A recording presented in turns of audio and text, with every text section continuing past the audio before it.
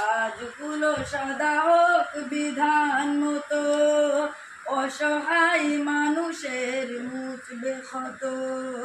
মন হবে ধুক ধুক ভয়েতে নরম, আজাবের কথা কবু মনে পড়িলে। লা ইলাহা ইল্লাল্লাহ, লা ইলাহা ইল্লাল্লাহ, লা ইলাহা ইল্লাল্লাহ, লা ইলাহা ইল্লাল্লাহ।